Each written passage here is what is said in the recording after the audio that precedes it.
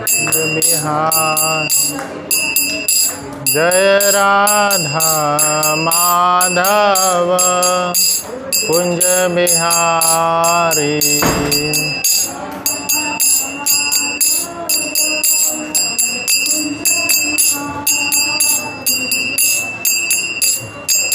जय गोपीजन वल्लभ गिरिवरधारी।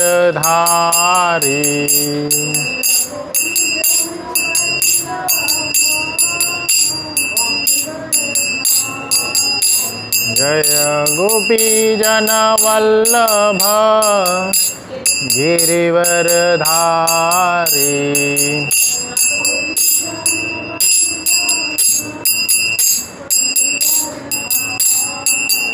यशोदानंदन ब्रज जनरंजन।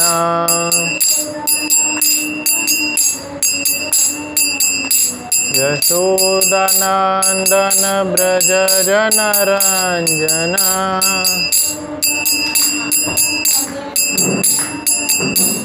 यमुना तीरावनचारी।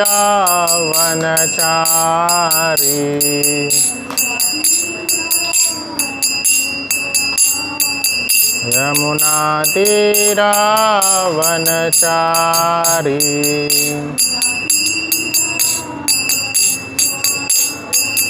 जय राधा माधव कुंज बिहारी।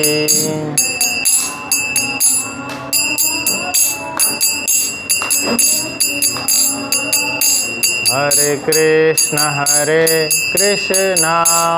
कृष्ण कृष्ण हरे हरे, हरे राम राम राम हरे हरे।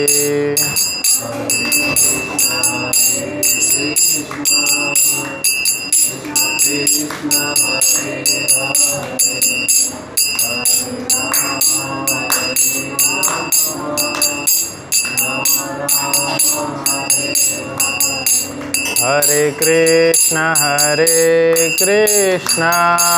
कृष्ण कृष्ण हरे हरे, हरे राम राम राम हरे हरे।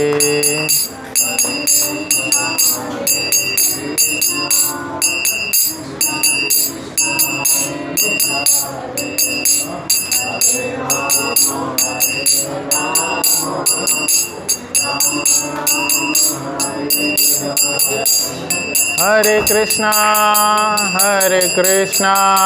कृष्ण कृष्ण हरे हरे, हरे राम राम राम हरे हरे।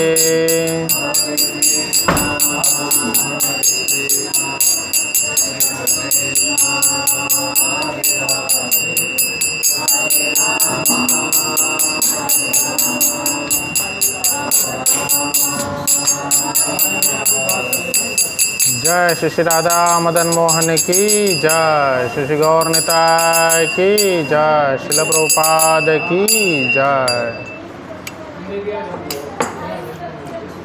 उमज्ञानतिमिरन्धस्य ज्ञानाञ्जनशलाकया चक्षुरुन्मीलितं येन तस्मै श्री गुरुवे नमः।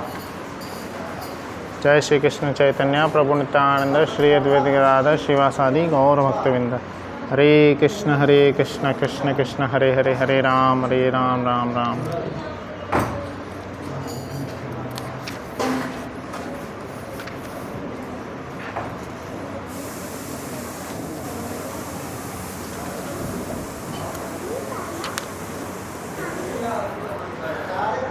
हरे कृष्ण। तो आप सभी का आज के कक्षा में स्वागत है।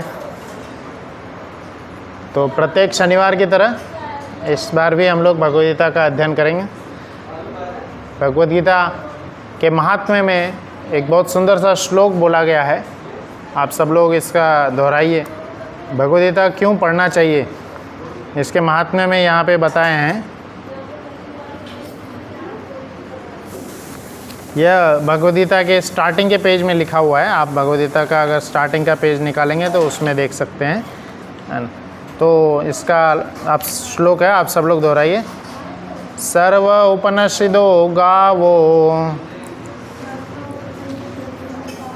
दुग्धा गोपाल नंदना पार्थो वत्स सुधीर भोक्ता दुग्धम गीतामृत महत। तो यह श्रीमद् भगवद गीता का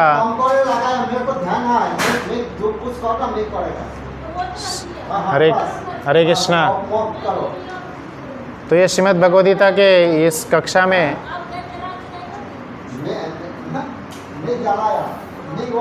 भगवद गीता का जो यह महत्व बताया गया है, सर्व उपनिषदो गावो, सर्व उपनिषद, सभी उपनिषद को हम अगर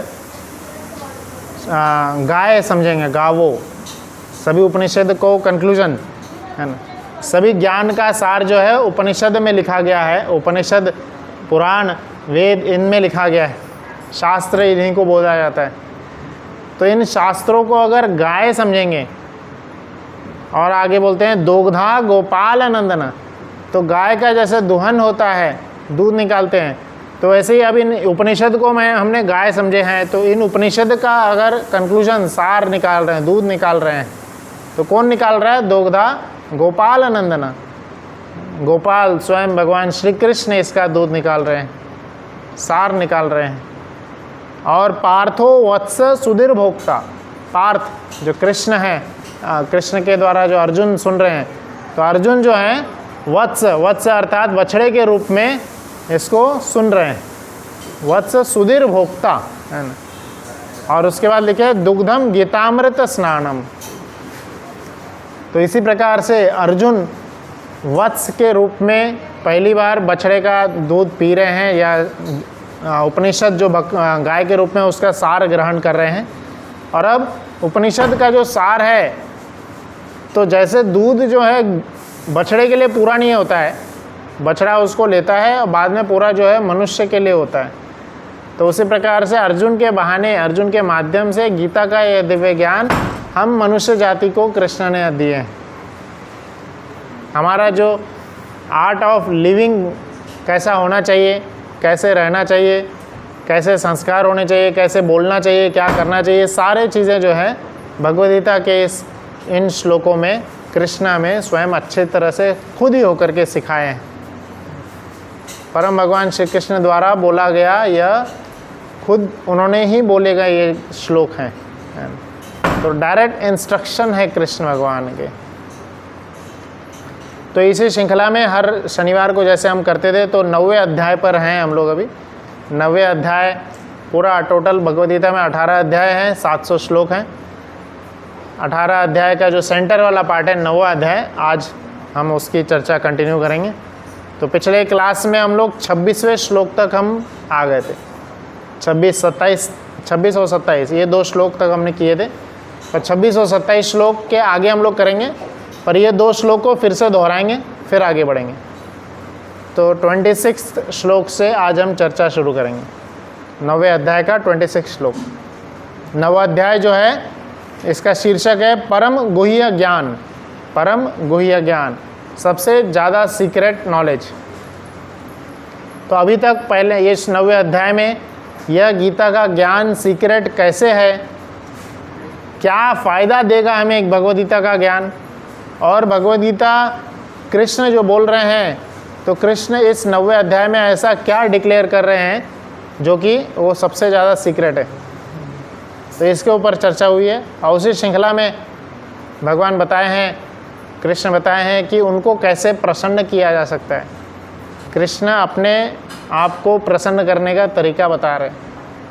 कृष्ण को प्रसन्न करना है तो ये उसी श्रृंखला में 26वां श्लोक उसी के ऊपर है। कृष्ण को क्या ऐसे ऑफर करें हम, क्या दें कि भगवान प्रसन्न हो जाते हैं। तो आइए 26वां श्लोक हम पढ़ेंगे। आप सबके पास भगवद गीता है, जिसके पास नहीं है वो गूगल पे निकाल लें 9.26। भगवद गीता का बीजी टाइप कर सकते हैं, बीजी 9.26। तो आप सब लोग दोहराइए। पत्रम पुष्पम फलम तोयम यो मे भक्त्या प्रयच्छति तद अहम भक्तिर उपरहितम अश्नामि प्रयतात्मनः। यह श्लोक फिर से दोहराएंगे। भगवान कृष्ण का डायरेक्ट संदेश है, हमारे लिए आदेश है कि इन ये चीज़ें भगवान को पसंद है। यह चीज़ें हम भगवान को दे सकते हैं। जिस प्रकार से हम किसी रिलेटिव से मिलने जाते हैं तो उनके लिए कुछ लेके जाते हैं, है ना। तो भगवान कृष्ण तो हमारे परम पिता हैं, है ना, जगत गुरु है, हम सबके माता पिता धाता सब हैं। तो जब इनसे आए मिलने तो क्या लेके आए इनके लिए, क्या इनको प्रसन्न करता है, तो यह श्लोक दर्शाएगा। तो आप सब लोग यह श्लोक फिर से दोहराइए। जो नहीं बोले हैं, निकाल लिए होंगे श्लोक, तो दोहराइएगा। पत्रम पुष्पम फलम तोयम यो मे भक्त्या प्रयच्छति तद अहम भक्तिर उपहृतम अश्नामि प्रयतात्मनः। यह श्लोक याद करिएगा, बहुत इंपॉर्टेंट है। 90वें अध्याय का 26वां श्लोक। तो इसमें हम समझते हैं क्या मांग रहे हैं। सिंपल इंग्लिश संस्कृत शब्द है, क्या है? पत्रम पुष्पम फलम तोयम। ये 4 चीज़ भगवान मांग रहे हैं। इसके अलावा भगवान को पसंद तो सब है, उनका ही क्रिएशन है, सब कुछ उनका ही क्रिएशन है।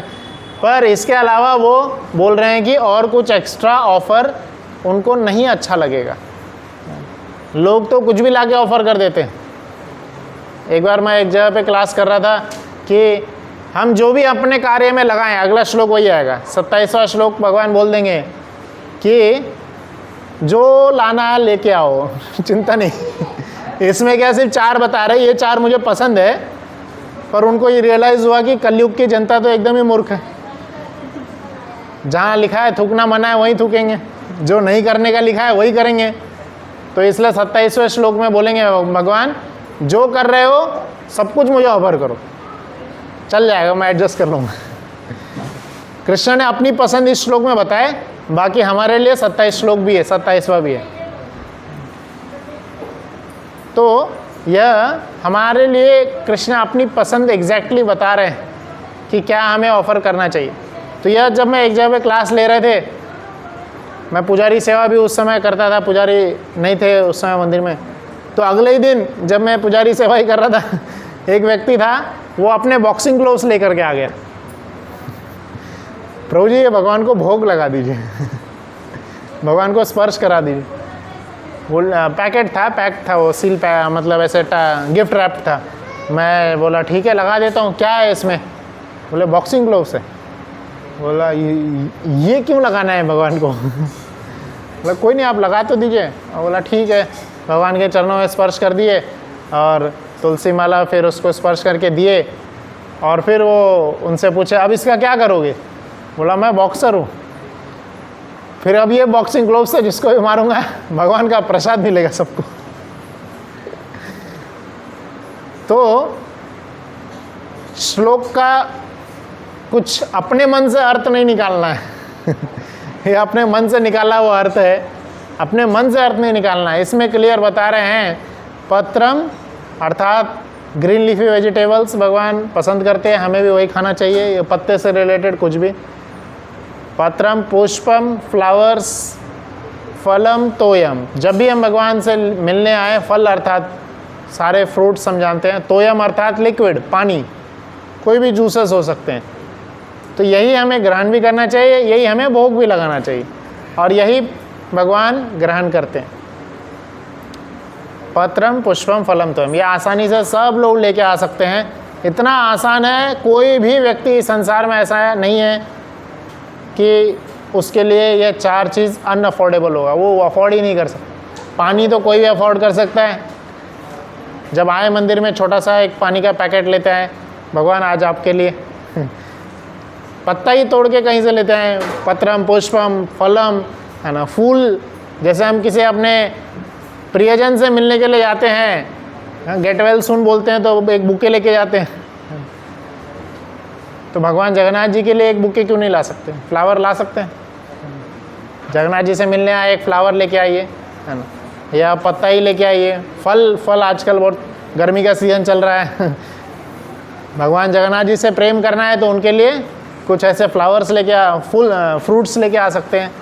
तो यह भगवान स्वयं बता रहे हैं इन श्लोकों के माध्यम से, पत्रम पुष्पम फलम तोयम।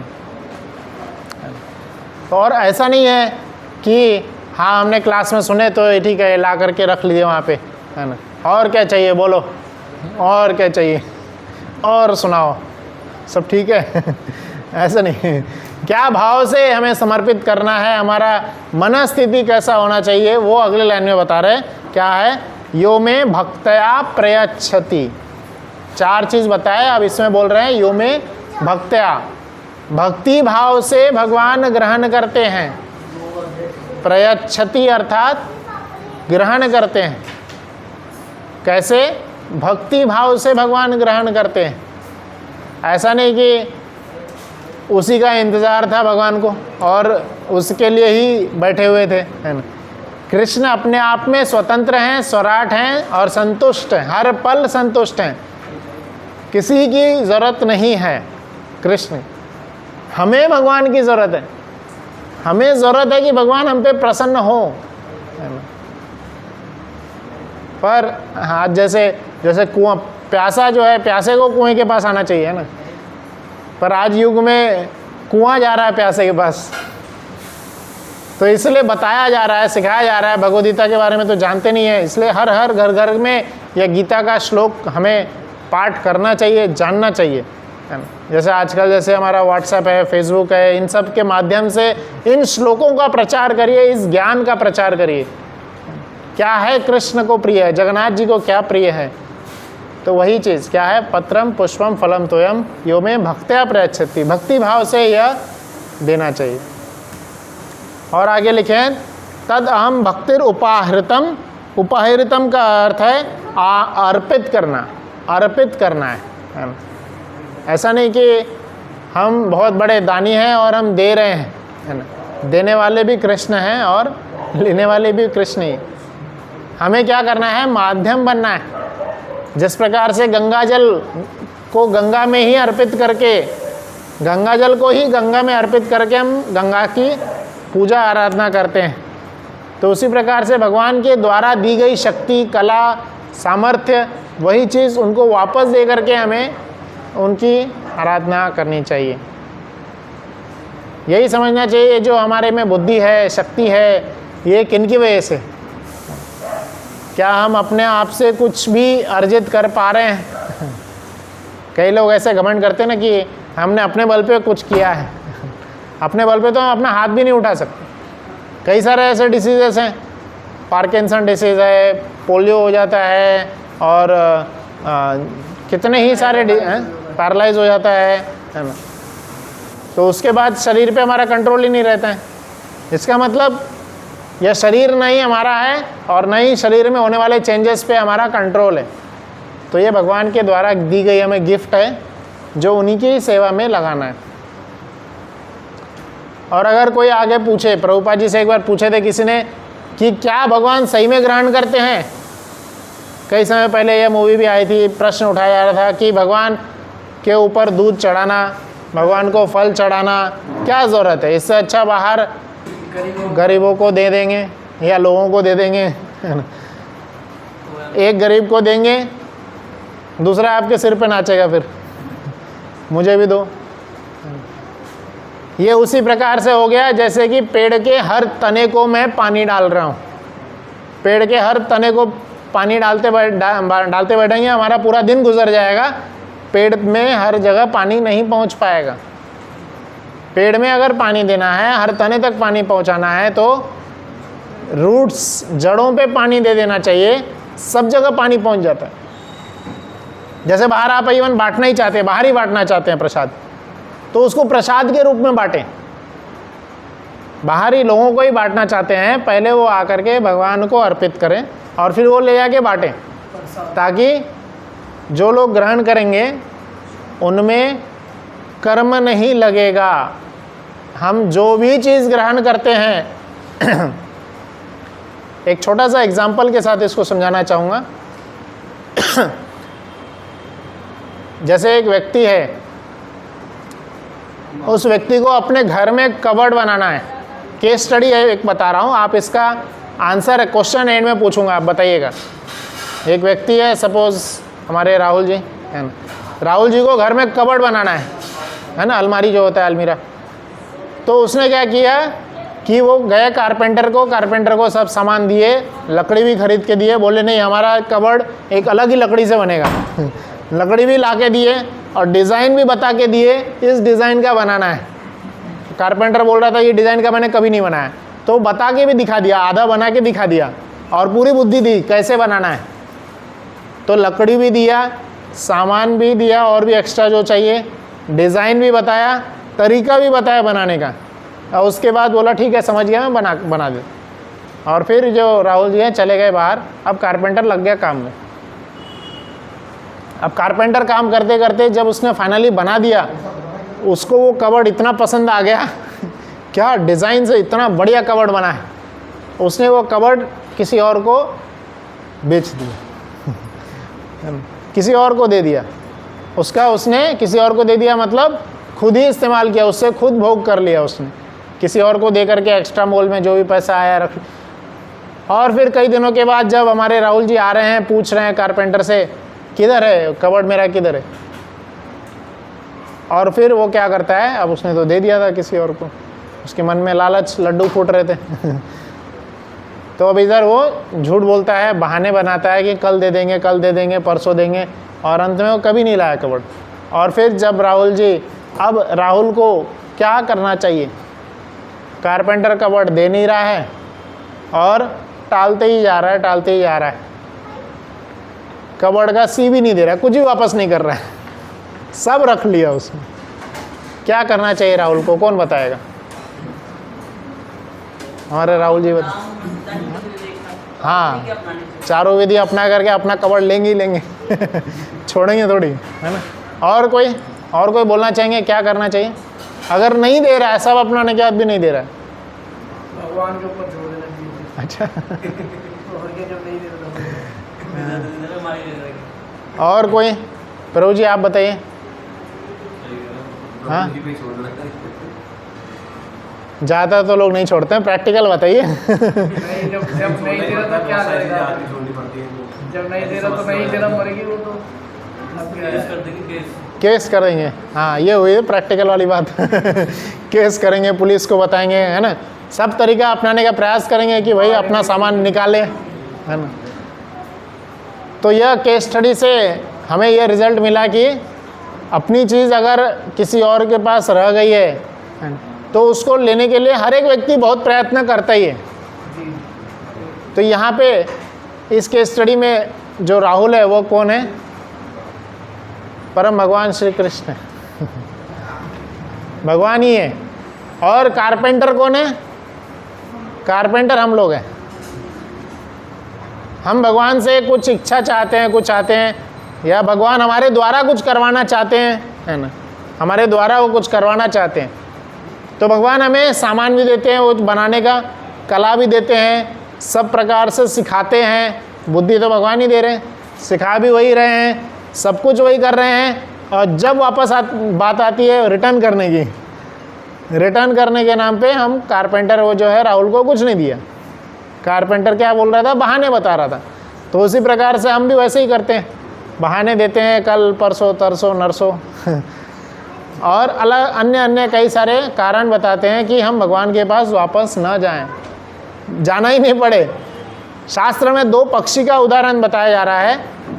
एक पक्षी जो पूरे पेड़ पे सब जगह घूम करके सारे फलों को आनंद ले रहा है, सारे फलों को ग्रहण करते जा रहा है, उसको रस आस्वादन कर रहा है। और दूसरा पक्षी जो है बैठ करके सिर्फ देख रहा है। तो यह 2 पक्षी समझे। एक पक्षी सब जगह घूम घूम करके सब चीज़ एंजॉय कर रहा है और दूसरा देख रहा है। तो शास्त्र में बताया गया है जो पक्षी सब जगह घूम करके एंजॉय कर रहा है, सारे फलों को खा रहा है, वह हम जीवात्मा है, और दूसरा जो देख रहा है वो ऑब्जर्वर जो है वो भगवान कृष्ण है। तो कृष्ण का रोल इसमें क्या है? ऑब्जर्वर। कृष्ण हमें ऑब्जर्व करते हैं। कुछ समय पहले 9वें अध्याय का 10वां श्लोक हमने पढ़े थे। 10वें श्लोक में आया था, मया अध्यक्षेन प्रकृति सूयते सचराचर। तो इसी श्लोक में कृष्ण ने बताया था कि वह इस प्रकृति के नियंता हैं, अध्यक्ष हैं। तो अध्यक्ष ज़्यादा से ज़्यादा सिर्फ ऑब्जर्व करता है, उसके ऑब्जर्व करने मात्र से ही सब कुछ होता है, आंखों के इशारे से सब कुछ होता है, सुपरवाइजर को बोलना नहीं पड़ता है तो उसके आंखों के इशारे से ही सब कुछ चलता है। तो ऐसे हैं कृष्ण, जिनका भगवद्गीता में हम 15वें अध्याय में रोल पढ़ेंगे। उपदृष्टा अनुमंता च। उपदृष्टा अर्थात ऑब्जर्वर हैं, और अनुमंता मतलब अलाउ करते हैं। कृष्ण ऑब्जर्व करते हैं सब चीज़ों को, और हर चीज़ को अलाउ करते हैं।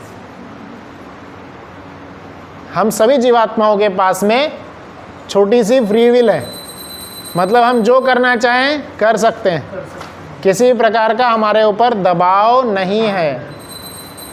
पर ऐसा नहीं है हम ऑब्जर्वेंस के बाहर हैं, ऑब्जर्वेंस के बाहर नहीं है हम, जो भी कर रहे हैं सब देखा जा रहा है। शास्त्र में बताया जा रहा है कि 13 कैमरास, 13 प्रकार के कैमरा, वीडियो कैमरा हमारे इर्द गिर्द, हमारे आसपास में हर जगह है, जो हमारे हर एक्शंस को देख रहे होते हैं, हर एक्शंस को देख रहे होते हैं। और उस 13 में से कौन कौन से हैं, पूरे 13 तो अभी नहीं गिनाएंगे, मुख्यतः हम देख सकते हैं सूर्य है, चंद्र हैं, दिशाएं हैं, और इस प्रकार से 13वां जो है स्वयं भगवान हमारे हृदय में विराजे हुए हैं, जो कि हमारे हर एक्शंस पे, हर थॉट पे, हर विचार पे उनका ऑब्जर्वेंस है, देख रहे हैं और अलाउ कर रहे हैं। जिस प्रकार से अग्नि में एक बच्चा हाथ डालेगा तो हाथ जलेगा कि नहीं जलेगा? जलेगा। तो अब अग्नि ये थोड़ी बोल सकता है कि हाँ भाई बच्चा था, इसको छोड़ देते हैं, इसको पता नहीं था। अग्नि में बच्चा भी अगर हाथ डालेगा तो भी जलेगा। तो इस प्रकार से क्या करना पड़ेगा? बच्चे को ही ज्ञान अर्जित करना पड़ेगा। इसमें बच्चे की गलती ये है कि बच्चे ने ज्ञान अर्जित नहीं किया, अग्नि तो जलेगा। तो इसलिए हमें ज्ञान अर्जित करना पड़ेगा, कौन सा कर्म करने से हम फंसेंगे, कौन सा कर्म करने से हम नहीं फंसेंगे। तो यह जो श्लोक में बताया जा रहा है, अश्नामी, अश्नामी शब्द जो इसमें लिखा है, अश्नामी शब्द बहुत इंपॉर्टेंट है। जैसे मैंने ये डिस्कशन क्यों स्टार्ट किया, जैसे प्रश्न पूछा गया था क्यों भगवान को ऑफर करना चाहिए, तो आंसर ये है कि अश्नामी अर्थात कृष्ण ग्रहण करते हैं। अश्नामी शब्द का अर्थ है मैं ग्रहण करता हूँ। इस दुनिया में अगर हम बिना पूछे कुछ भी चीज़ लेते हैं, मतलब हमें कर्मा लगेगा, पाप लगेगा। पर जब हम बता देते हैं कृष्ण को, परम नियंता जो परम भगवान श्री कृष्ण हैं, उनको बता के लेते हैं। ऑफर करना, भोग लगाना मतलब क्या? मंत्रों के द्वारा उनको दिखाना कि मैं यह अब ग्रहण कर रहा हूँ, आप इसको शुद्ध करिए। तो इसलिए हमें ना नॉन वेज बनना है, नॉन वेजिटेरियन भी नहीं बनना है, कृष्ण और वेजिटेरियन भी नहीं बनना है, कृष्णटेरियन बनना है। क्योंकि वेजिटेरियन में भी जो भी हम फल खाएंगे, सब्जी खाएंगे, क्योंकि वेजिटेरियन भी प्लांट्स में भी जान है, तो उसमें भी पाप लगेगा, कम लगेगा बट लगता है। तो वह जब हम कृष्ण को ऑफर कर देते हैं, कृष्ण को जब हम भगवान को भोग लगाते हैं, तब वो पाप मुक्त हो जाता है। इसलिए जब बाहर भी अगर बांटना है, बाहर भी खिलाना है, तो पहले भोग लगाकर, हाँ भोग लगाकर खिलाएं, ताकि हम सबको जो है कर्मा मुक्त प्रसाद खिला रहे हैं, प्रसाद। तो इसलिए ये श्लोक बहुत ज़्यादा इम्पोर्टेंट है कि भोग क्यों लगाना है। भोग भगवान ग्रहण करते हैं, अश्नामी प्रयतात्मना। हर चीज़ जो भी भगवान को दिखाया जा रहा है, भगवान ग्रहण करते हैं। भगवान अपनी बड़ी बड़ी आँखों से सब देखते हैं, और देखने मात्र से वह ग्रहण हो जाता है, ग्रहण कर लेते हैं। ऐसा नहीं है कि हम 4 लड्डू रखेंगे तो भगवान आप खाएंगे उसको 3 हो जाएगा, वो हो जाएगा, पर वो शुद्ध भक्त जैसे खिलाएंगे तो इसलिए हमें जब हम भगवान को भोग लगाते हैं तो उसकी जो पद्धति बताई गई है कि हम आचार्य को दिखाते हैं। इसलिए नीचे आचार्य परंपरा है। यहाँ पे आप देखेंगे अल्टर में, तो नीचे आचार्य परंपरा है। आचार्य के थ्रू हम भोग लगाते हैं और भगवान तक जाती है, क्योंकि हमारे में उतनी शक्ति नहीं है। जैसे आपको स्कूल में कुछ इवेंट करना है, किसी स्कूल में जाके इवेंट करना है, तो दो रास्ते हैं या किसी कंपनी में इवेंट करना है, डायरेक्टली आप मैनेजर से जाके बात करिए, मैनेजर बोलेगा तू कौन और या दूसरा तरीका क्या है, अपना कुछ पहचान के आदमी बनाइए, या कंपनी में या अंदर कुछ होंगे पहचान के आदमी, उनके थ्रू जाइए मैनेजर तक, है ना। तो चांस ऑफ अप्रूवल किस में ज़्यादा है?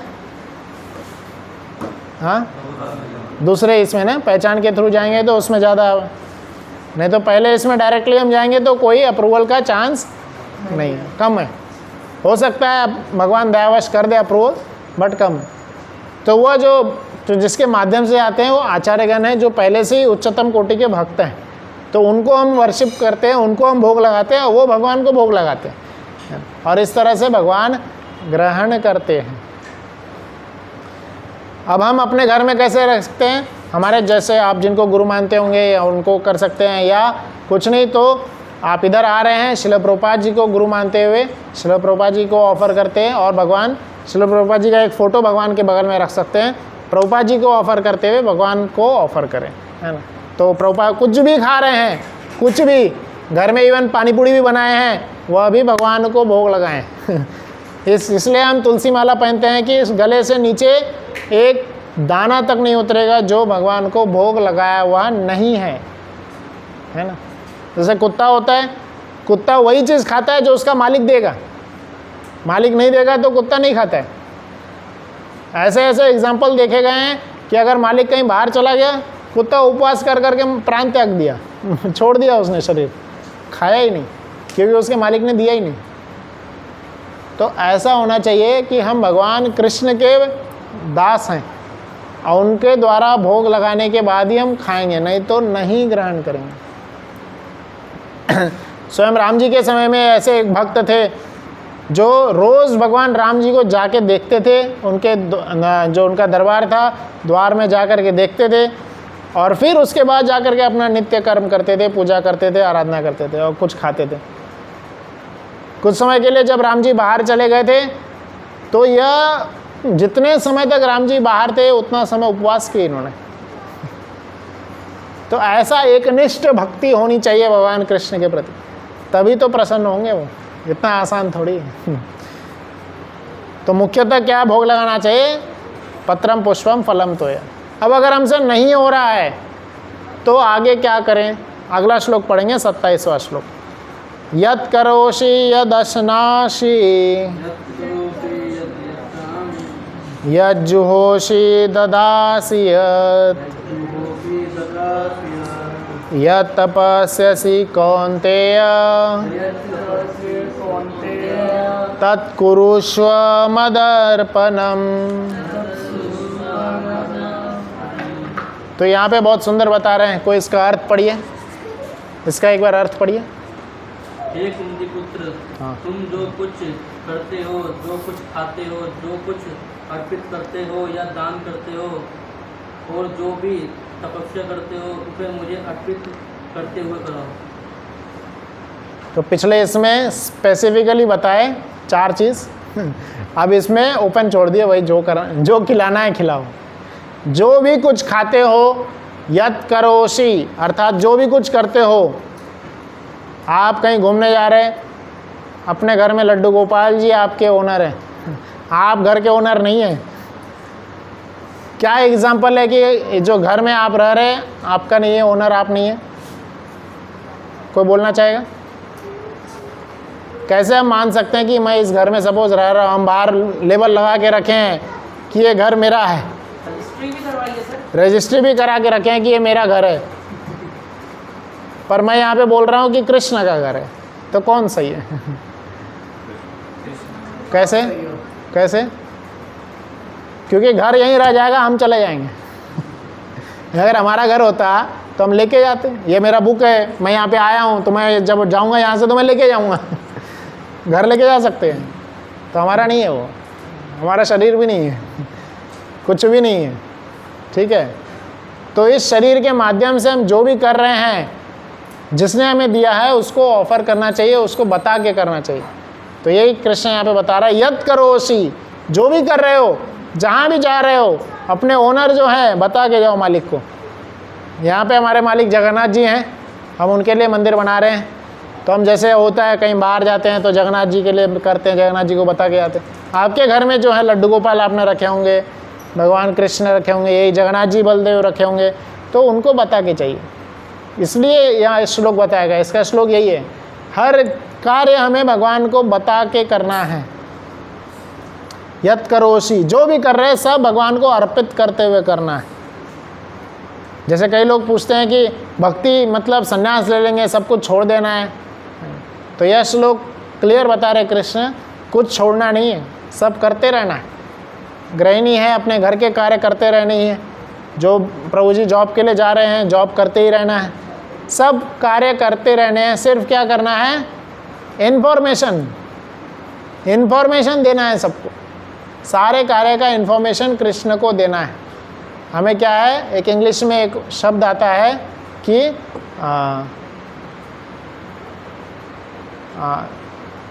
सब रिपोर्टिंग, हाँ, सब कुछ बता के करना है, रिपोर्ट करते हुए करना है ना। मैनेजर को सब रिपोर्ट करना है, तो मैनेजर कृष्ण है, ठीक है, तो रिपोर्ट करना है। यत करोषि, इसका मीनिंग यही है, जो भी कर रहे हो कृष्ण को बता के अर्पित करते हुए करिए। यद अश्नासी, जो भी खा रहे हो बता के खाएं, दिखा के खाएं। यद जुहोषि, जो भी यज्ञ कर रहे हो कृष्ण को बता के करें, कृष्ण के लिए करें। ददासी यत, कहीं भी दान कर रहे हैं कृष्ण की प्रसन्नता के लिए दान करें। यद तपस्यसि, किसी प्रकार का तपस्या कर रहे हैं कृष्ण के प्रसन्नता के लिए करिए, कृष्ण के लिए तपस्या करिए। कई लोग तपस्या कई सारे भौतिक चीज़ों के लिए भी तपस्या करते हैं। जैसे कल सुबह में कुछ सबमिट करना है तो रात भर जग करके उसको कंप्लीट करते हैं। कल सुबह में कुछ बनाना है या कहीं पे कोई हमारे रिलेटिव्स बाहर कहीं आ रहे हैं तो हम जाते हैं, पूरा दूर तक उनसे मिलने के लिए जाते हैं, बहुत तपस्या करते हैं। मनुष्य जीवन पूरा रैट रेस ही है, हर चीज़ के लिए तपस्या हो रही है।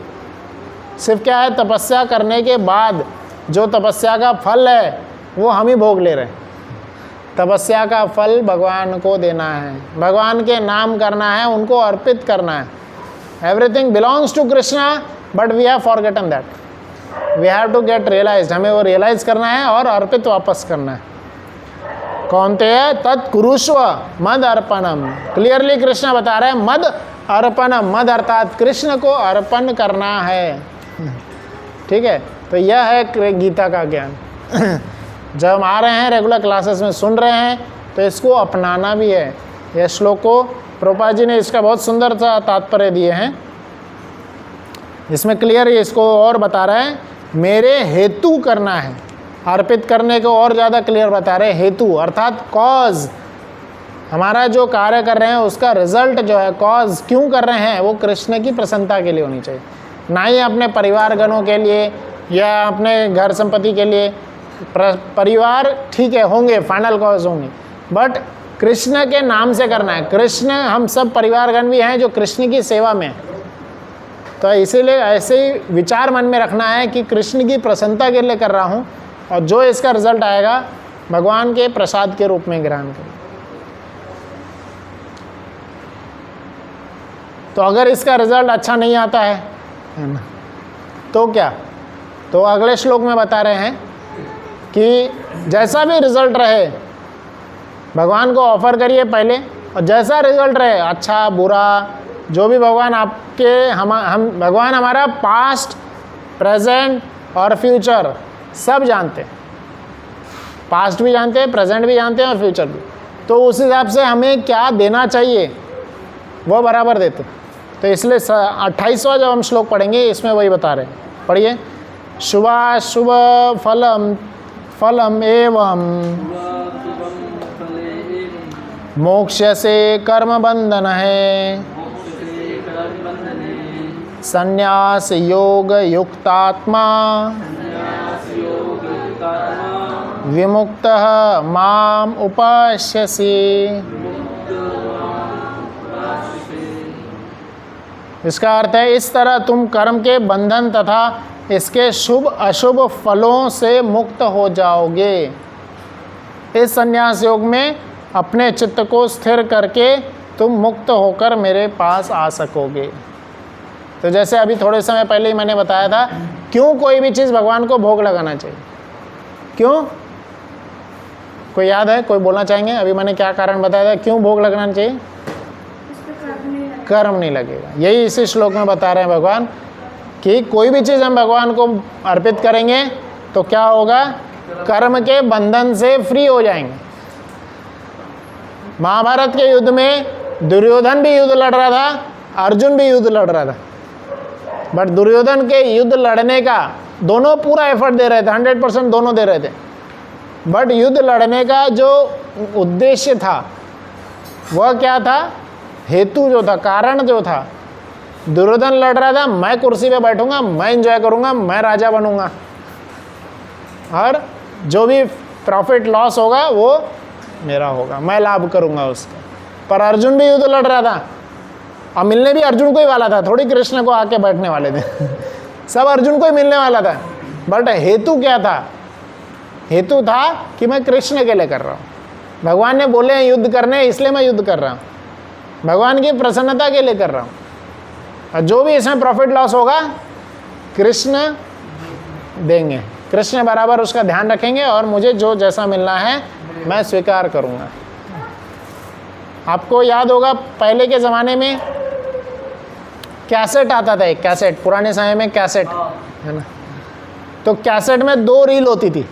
जब आप कैसेट को प्ले करते थे तो कैसेट में 2 रील होती थी, जब 2 रील होती थी, एक इधर एक इधर, और जब कोई भी गाना बजने लगता था या कैसेट में जो भी है वीडियो ऑडियो जो था ऑडियो ही रहता था, तो ऑडियो जब बजने लगता था तब क्या होता था? एक रील खुलते जाता था और दूसरा रील बंदते जाता था, फिर जब ख़त्म हो जाता था उसको पलट करके फिर से प्ले करते थे हाँ, तो यह जो है कर्म बंधन का किस्सा समझाता है। जब हम भगवान को अर्पित करते हुए कार्य कर रहे होते हैं, हम उस रील की तरह हैं जो हमारे कर्म बंधन खुलते चले जाते हैं, हमारे कर्म बंधन खत्म होते चले जा रहे हैं।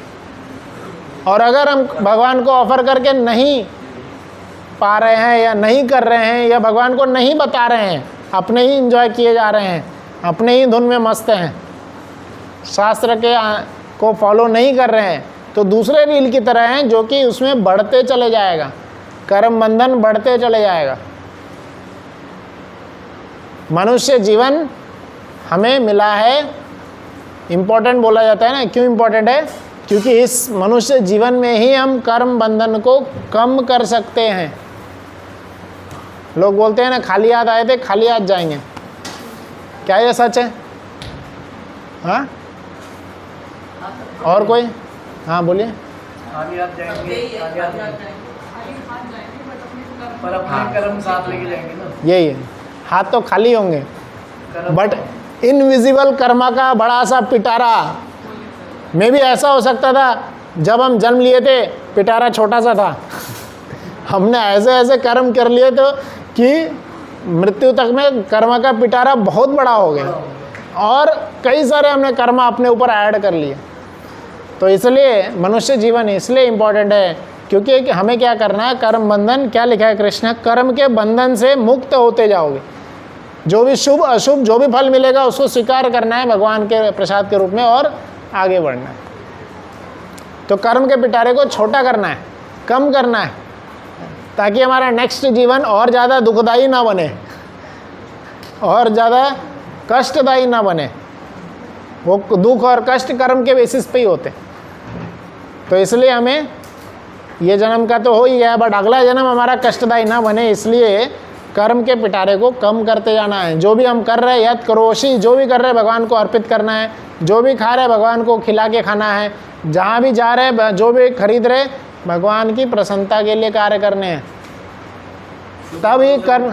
हाँ, शुभ फलों से मुक्त लिखा है ना, अशुभ हाँ, से तो अच्छा है हो रहे हैं, लेकिन शुभ फलों से मतलब मुक्त हो रहे हैं। बहुत अच्छा है। प्रभु जी ने प्रश्न पूछे हैं कि शुभ फलों से हम कैसे मुक्त हो जाएं।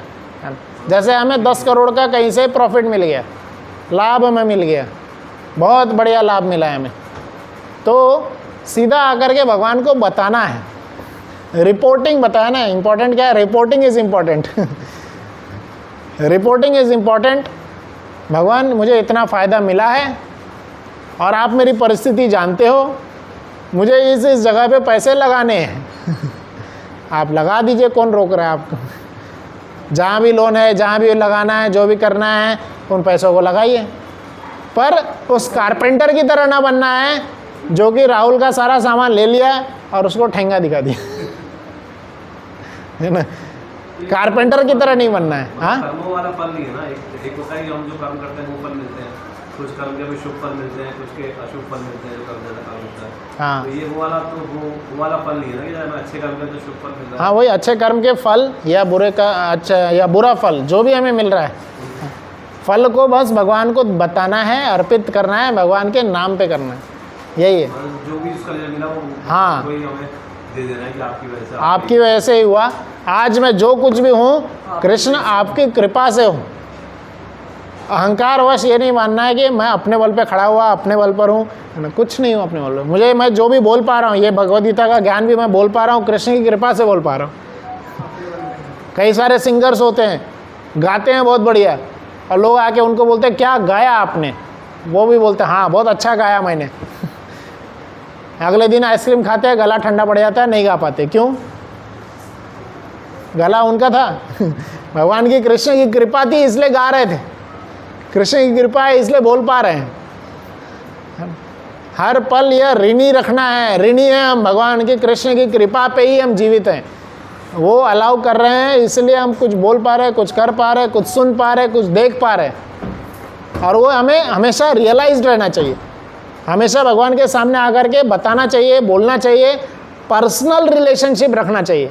इम्पर्सनल नहीं कि हाँ भगवान को तो सब पता ही है, पता है, बट हम जब बोलेंगे ना तब और मज़ा आएगा। जैसे पिताजी को सब पता होता है बेटा क्या कर रहा है, कहाँ जा रहा है, बेटा क्या सोच रहा है, इवन पिताजी को सब पता होता है, पर जब बेटा आके बोलता है तो ज़्यादा अच्छा लगता है। जय श्री श्री जगन्नाथ बलदेव सुभद्रा महारानी की जय, श्री श्री गौर निताय की जय। तो बात वही है, शुभ फलों से भी हम विरक्त कैसे हो सकते हैं? रिपोर्टिंग से।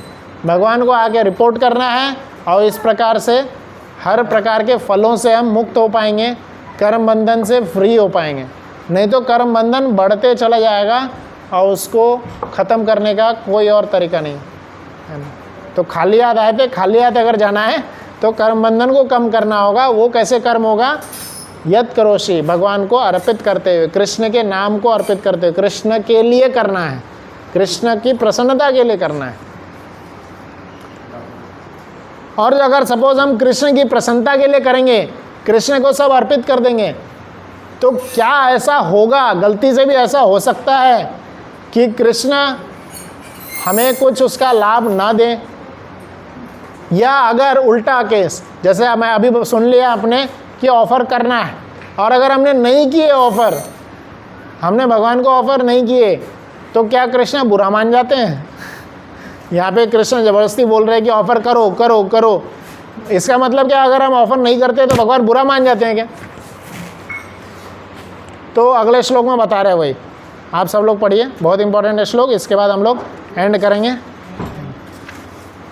समोहम सर्वभूतेषु न मे द्वेष्टो अस्ति न प्रियः ये भजन्ति तु मां भक्त्या मयि ते तेषु चाप्यहम्। तो इसका अर्थ पढ़िए, बहुत इंपॉर्टेंट श्लोक है, पढ़िए। मैं ना तो किसी से द्वेष करता हूँ, ना ही किसी के साथ पक्षपात करता हूँ। मैं सबों के लिए संभाव हूँ, किंतु जो भी भक्तिपूर्वक मेरी सेवा करता है वह मेरा मित्र है, मुझ में स्थित रहता है और मैं भी उसका मित्र हूँ। देखिए, अगर ऑफर नहीं कर रहे तो कृष्ण बुरा नहीं मानेंगे, चिंता मत करो। ऐसा नहीं है कि ले लेंगे, है ना। तो क्या बोल रहे हैं कृष्ण? कृष्ण सभी के लिए सम है, कृष्ण सभी के लिए इक्वल है। जो ऑफर करे तो उसका फ़ायदा, जो दान दे उसका फ़ायदा, जो ना दे उसी का नुकसान, उसका ये फ़ायदा, है ना। तो क्या है, कृष्ण सभी के लिए इक्वल हैं। समूहम सर्वभूतेषु, कृष्ण किसी से ईर्ष्या नहीं करते हैं, कृष्ण ना ही किसी के पक्षपात करते हैं, है ना। क्लियरली यहाँ श्लोक में कृष्ण स्वयं बोल रहे हैं, भगवान किसी से भी पक्षपात नहीं करते, ना ही किसी से ईर्ष्या करते हैं, ना ही किसी से प्रेम भाव रखते हैं। पर एक पर लग गया उसमें, क्या आ गया? पर अगर कोई प्रेम से भाव से आकर के भगवान को ऑफर कर रहा है, सब कुछ रिपोर्ट कर रहा है भगवान को, सब कुछ बता के कर रहा है, पूछ के कर रहा है, हर कार्य में भगवान को इन्वॉल्व कर रहा है, तो क्या होगा?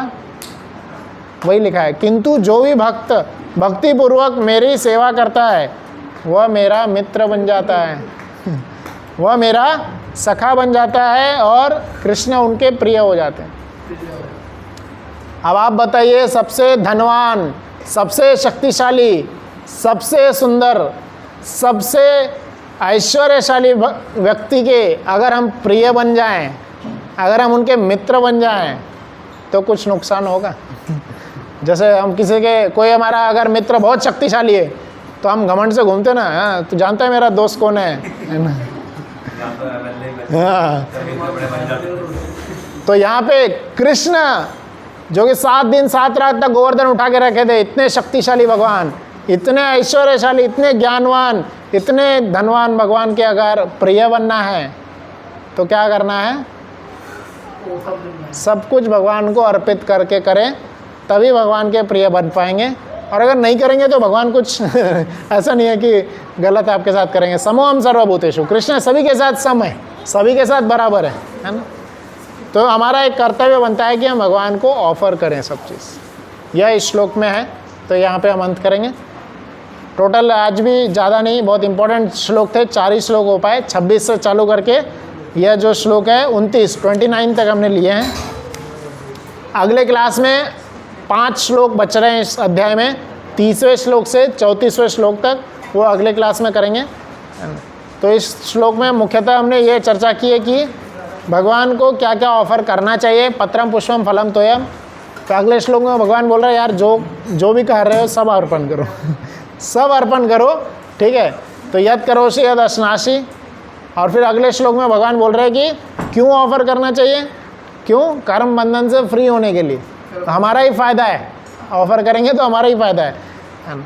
कहीं कुछ कोई जॉब कर रहे हैं तो उसका ही बताया जाता है 10% से डोनेट करें। क्यों? क्योंकि जहाँ पे हम जॉब कर रहे हैं वो प्योर मनी नहीं होता है, वो जब वापस उसका कुछ अंग भगवान को दे देते हैं तब वो शुद्ध होता है, वो धन भी शुद्ध होता है। तब हम इसे धन की शुद्धि के लिए भगवान को डोनेट करना है कि इतना मैं आपको डोनेट किया, अब ये मैं अपने परिवार की सेवा के लिए लगाना चाहता हूँ, ताकि हम सब भगवान की आपकी सेवा में हमेशा लगे रहें। तो इससे हमारा ही कर्म बंधन फ्री होता है। और अंत में भगवान बताएगी, भगवान सबसे प्रेम भाव समान रूप से करते हैं, पर अगर भगवान को अर्पित करेंगे तो भगवान के हम प्रिय बन जाएंगे, एकदम फेवरेट वाले बन जाएंगे तो आज हम यहीं पे एंड करेंगे। एंड करते हुए एक माला करेंगे, जैसे हर बार करते हैं। आप सब लोग माला करिए, और जब माला ख़त्म होगा सब के लिए प्रसाद है।